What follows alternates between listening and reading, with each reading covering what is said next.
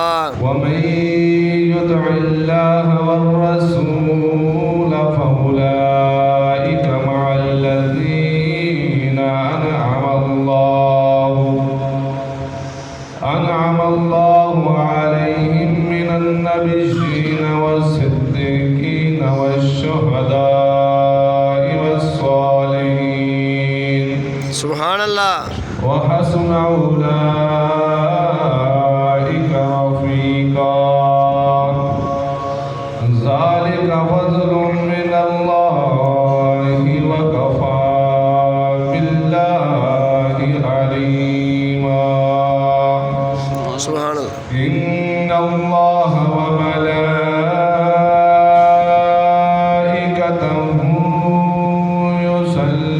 يصلون على النبي مرحبا.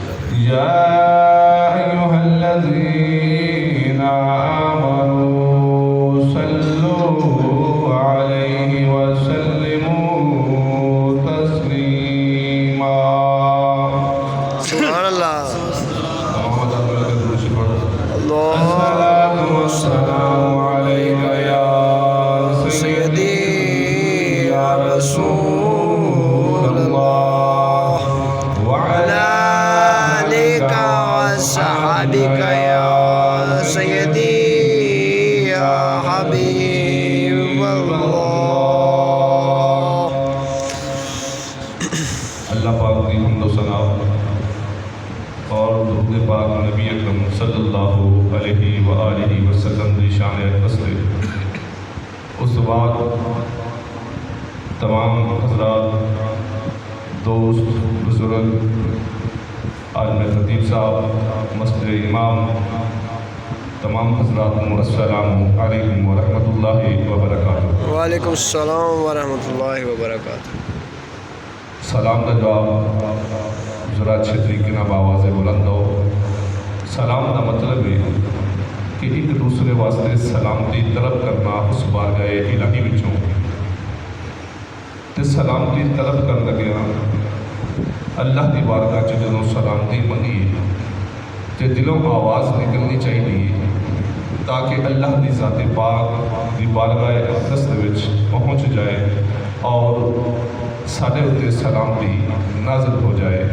اسے کر کے اللہ کے نبی نے فرمایا سی السلام علیکم ورحمۃ اللہ وبرکاتہ.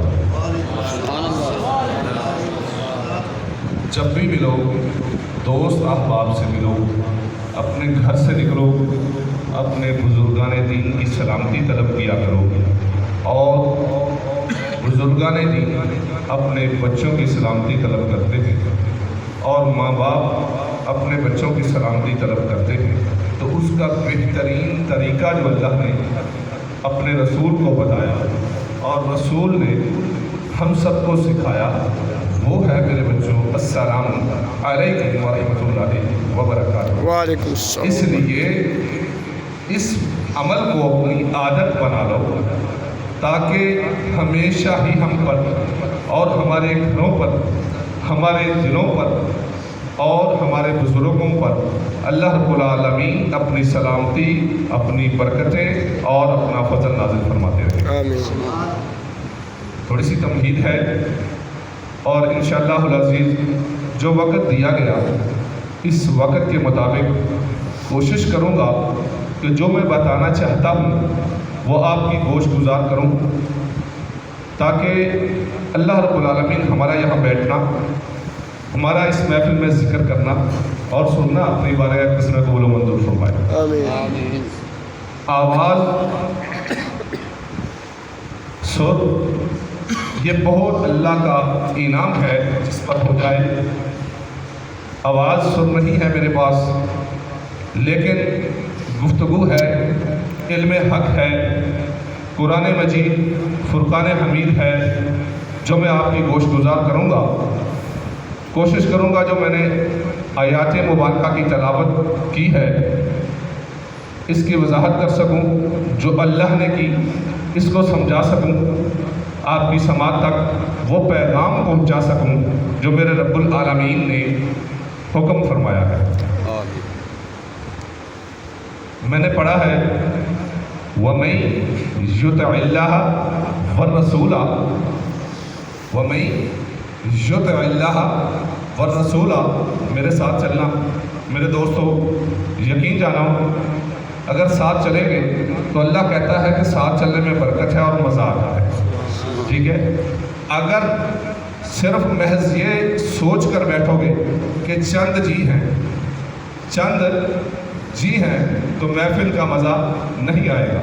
کیوں؟ آدم کا مطلب ہوتا ہے بے شمار آدم، جہاں 200-400 ہزار آدمی ہو، کہتے ہیں وہاں بہت آدم تھا۔ تو میرے بھائی یہ جو ذکر ہے، یہ جو ذکر پاک ہے،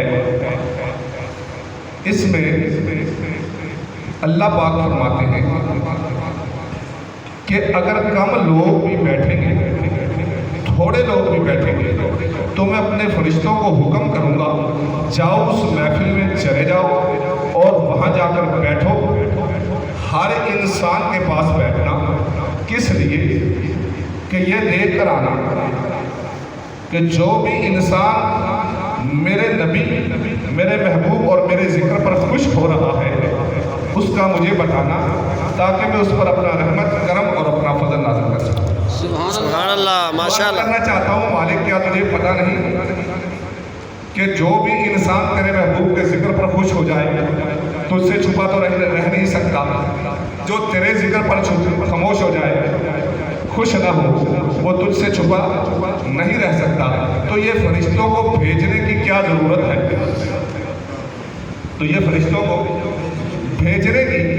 ضرورت ہے؟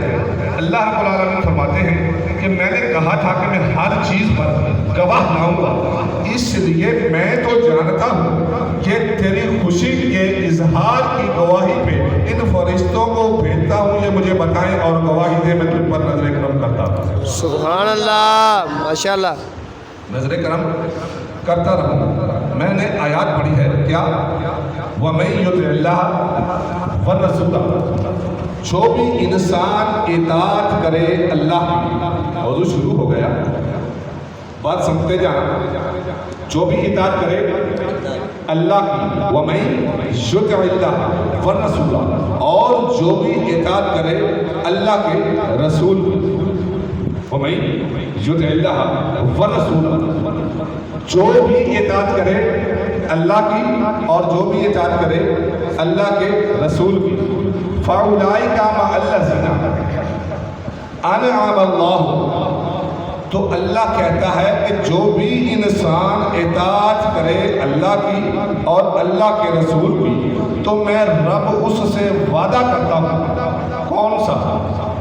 انعمت علیہ، میں رب ان سے وعدہ کرتا ہوں، من النبیین والصدیقین والشہداء والصالحین، جو بھی انسان اللہ اور اللہ کے رسول کی اطاعت کرے گا تو اللہ اس سے وعدہ کر رہا ہے کہ اللہ ان لوگوں کے ساتھ اس انسان کو رکھے گا جس کی وہ اطاعت کرے گا۔ سبحان اللہ۔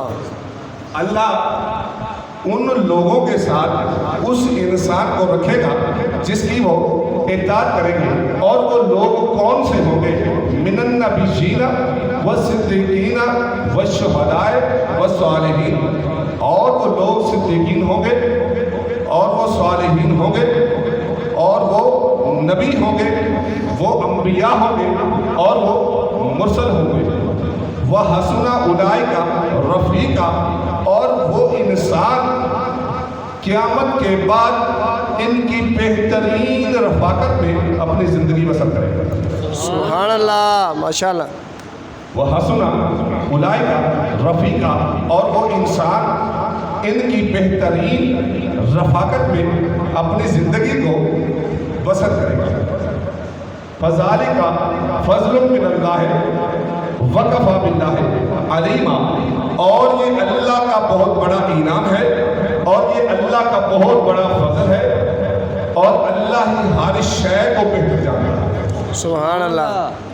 میں بڑے سکون اور تحمل سے بتانے کی کوشش کر رہا ہوں کیونکہ میرا گلا ساتھ نہیں دیتا، اس لیے اور میں یہ بھی سوچتا ہوں کہ وہ گلے منحوس ہوتے ہیں جس سے ذکر محمد و آل محمد نہ نکلے، تو جیسے جیسے چلے گی انشاءاللہ العزیز یہ چلتا چلے گا۔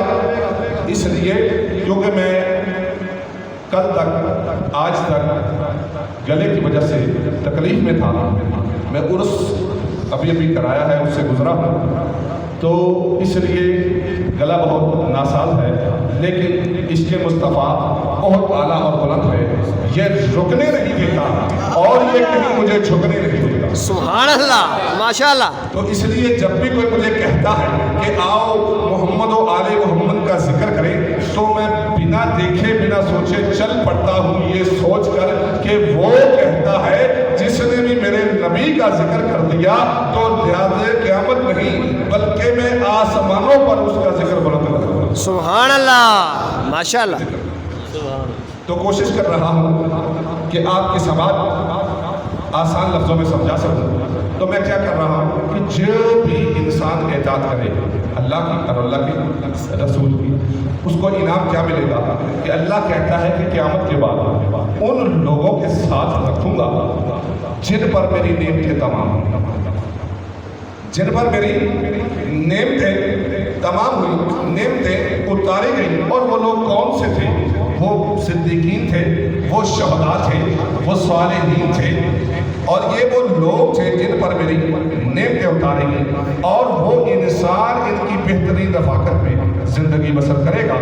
یہ میرا انعام ہے اور یہ میرا فضل ہے، اور میں ہر چیز کو بہتر جانتا ہوں۔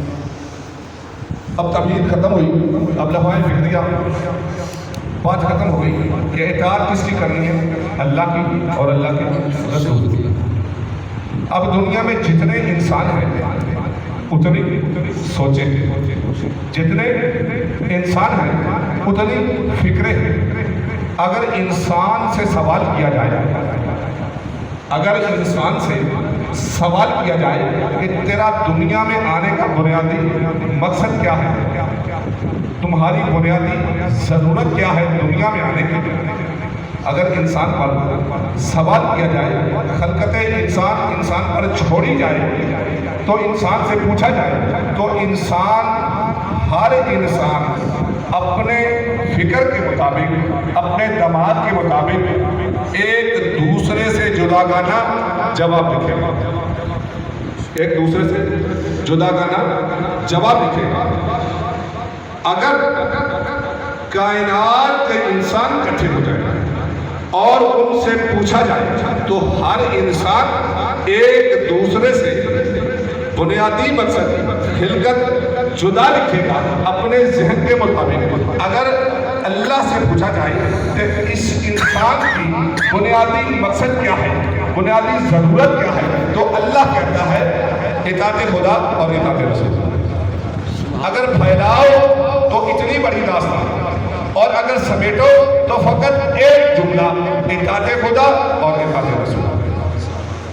پھیلاؤ تو اتنی بڑی داستان، اور اگر سمیٹو تو فقط ایک جملہ، اطاعت خدا اور اطاعت رسول۔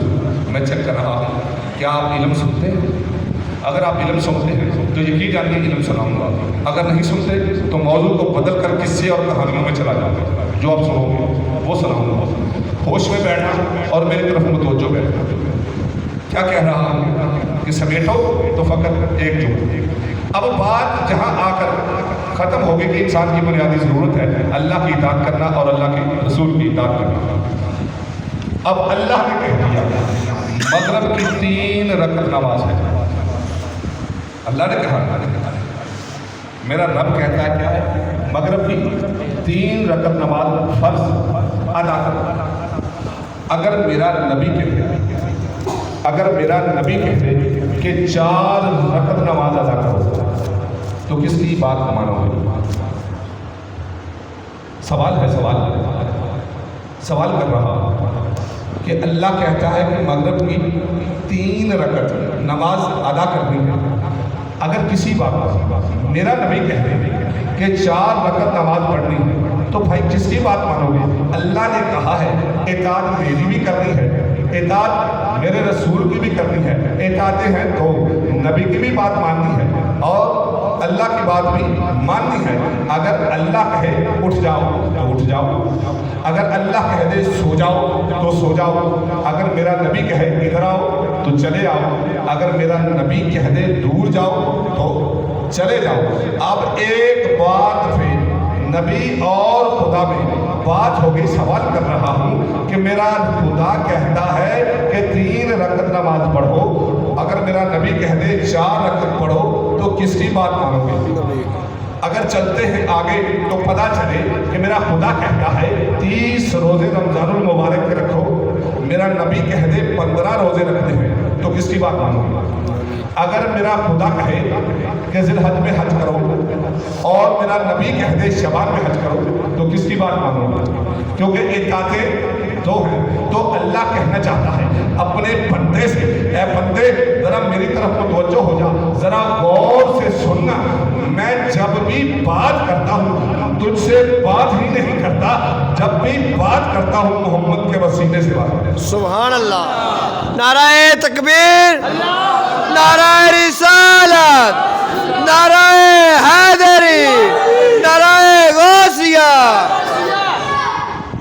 میں جب بھی بات کرتا ہوں محمد کے وسیلے سے بات کرتا ہوں۔ آج تلک اول سے ابد تک میں نے کسی سے بات کی ہی نہیں، جب بھی بات کی ہے محمد کے وسیلے سے بات کی۔ سبحان اللہ، ماشاءاللہ۔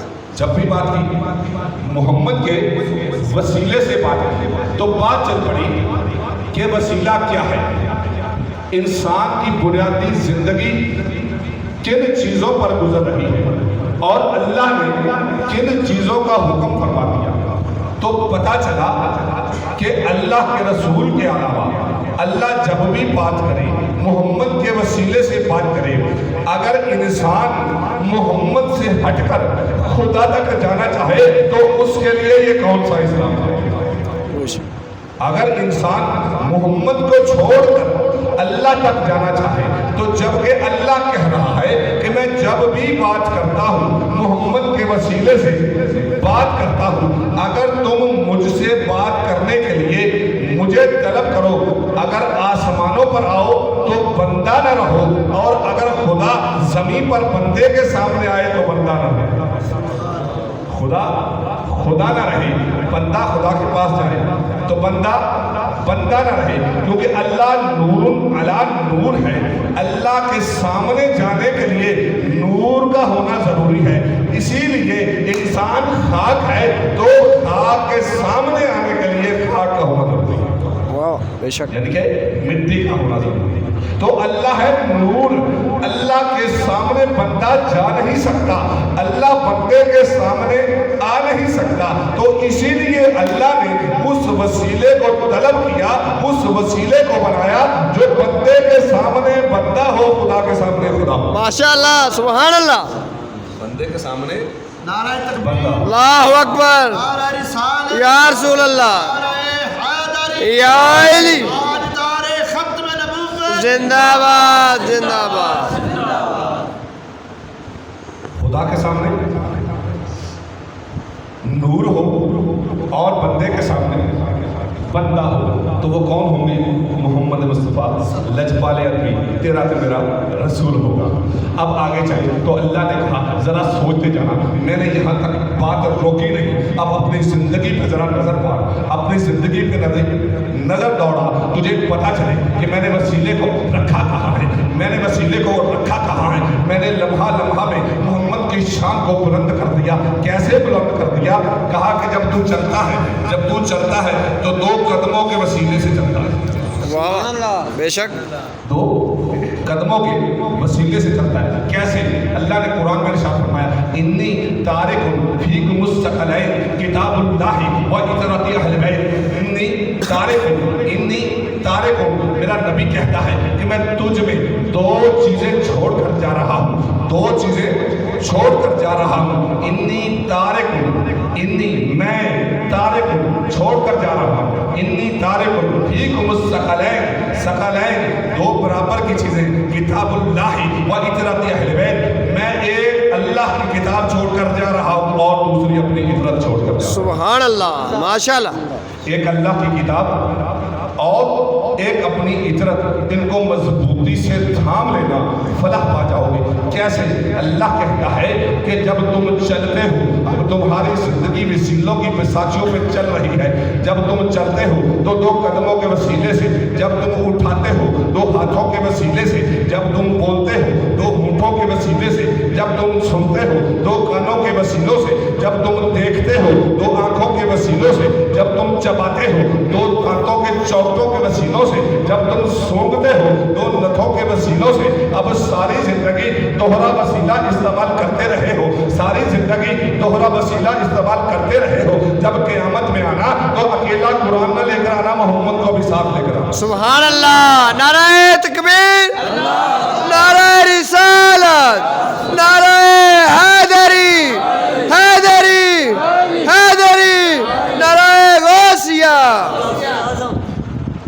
قیامت میں جب آنا تو اکیلا قرآن نہ اٹھا کر لانا، ساری زندگی تو نے دوہرا وسیلہ استعمال کیا، اس لیے جب قیامت میں آنا تو دونوں وسیلوں کو ساتھ لے کر آنا۔ مثال کے طور پر انسان نے قرآن پڑھا، قرآن کا قاری ہو گیا، 5 وقت نماز ادا کی، اللہ کی بارگاہ میں جھوٹا رہا، اس کے دل میں اس کے مصطفیٰ نہیں، اس کے دل میں اس کے مصطفیٰ نہیں، تو قیامت میں اللہ اس کو معاف کر دے؟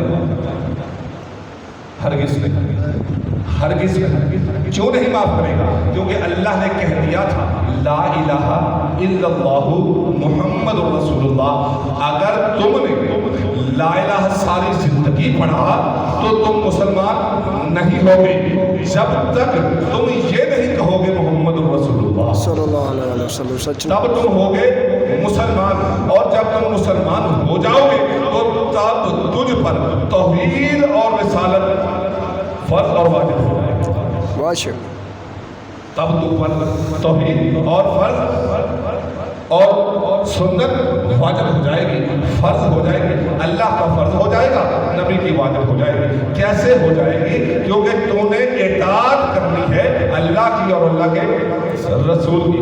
اب ایک بہت بڑا عالم مفکرین ہوا ہے حضرت ابو سینا، انہوں نے کچھ فرق لکھے ہیں انسان اور جانور، وسیلہ یعنی رکا نہیں۔ آگے چلتا ہوں، آپ کو بتاتا ہوں، میری بات سمجھ آ رہی ہے؟ کیونکہ دوستو مزہ آ رہا ہے، بور تو نہیں ہو رہے؟ اگر لطف آ رہا ہے تو ٹھیک ہے، ورنہ علماء دین تشریف فرما رہے ہیں۔ یقین جانو یہ بہت اچھا خطاب کریں گے، کیونکہ اللہ پاک نے ان کو علم اور آواز قدرت سے نوازا ہے، تو ہم تو دین حق کی کوشش کر رہے ہیں، جو پیغام حکم رب العالمین ہے، جو میرے ماں باپ کی عطا ہے، اس سے بتا رہا ہوں۔ کیا بتاتا ہوں کہ ابن سینا نے لکھا ہے ایک کتاب میں، اس میں بہت سارے فرق لکھے ہیں جانور اور انسان کے فرق، کیونکہ اس نے کہا ہے کہ جانور کے پاس حس ہے، جانور کے پاس حس ہے، اور انسان کے پاس حس بھی ہے اور عقل بھی ہے، حس بھی ہے اور عقل بھی ہے۔ جانور مستقبل بینی نہیں کر سکتا، انسان مستقبل بینی کر سکتا ہے، تو اس لیے انسان کو اللہ نے اشرف المخلوقات بنایا۔ تو اللہ کہتا ہے، ابن سینا لکھتا ہے، بہت قریب سے لکھتا ہے، اس نے ایک جملہ اٹھایا۔ کون سا جملہ اٹھایا؟ اس نے کہا کہ جانور وہ جو اپنے رزق کے آگے اپنے سر کو جھکا دے، جانور وہ جو اپنے رزق کے آگے اپنے سر کو جھکا دے، انسان وہ جو اپنے رزق کے آگے اپنے سر کو نہ جھکائے۔ سبحان اللہ۔ جانور وہ جو اپنے رزق کے آگے، دنیا میں جتنی بھی مخلوقات ہیں، جتنی بھی مخلوقات ہیں، یہ اپنے رزق کے آگے اپنے سر کو جھکا دیتی ہیں، اور انسان کو اللہ نے سرفراز بنایا ہے۔ تو اللہ کہتا ہے کہ میں نے تجھے سرفراز بنایا، تمہارا کام ہے رزق کے آگے سر کو مت جھکانا، کیونکہ میں پسند نہیں کرتا کہ تمہارا سر رزق کے آگے جھک جائے۔ تو اے رب العالمین، میں عرض کرنا چاہتا ہوں، یا رب کعبہ، میں عرض کرنا چاہتا ہوں کہ اگر انسان کا سر رزق کے آگے نہ جھکے، رزق کے آگے نہ جھکے، تو انا علی کل شیء قدیر ہے۔ اب انسان کا کھانا رکھ دیا جائے آگے، اب تو حکم کرے، تو چاہے تو اس کو اڑا کر انسان کے منہ تک پہنچا دے، تو چاہے تو اس رزق کو انسان کے منہ تک اڑا کر پہنچا دے تو اللہ کہنے لگا کہ میں نہ تو رزق کو اڑا کر پہنچاؤں گا انسان کے منہ تک اور نہ انسان کا سر جھکنے دوں گا رزق کے آگے. بتانا یہ ہے کہ لقمہ لقمہ اٹھاؤ اور لقمے لقمے پر وسیلے کے محتاج رہو. سبحان اللہ. نعرہ تکبیر, نعرہ رسالت, نعرہ حیدری, نعرہ تحقیق. لقمے لقمے پر وسیلے کے محتاج رہو تاکہ تجھے پتہ چلتا رہے کہ ہر لقمے پر تم وسیلے کے محتاج ہو. اگر درمیان میں ہاتھ کا وسیلہ نہ ہو تو تو رزق نہ کھا سکے گا. سبحان اللہ.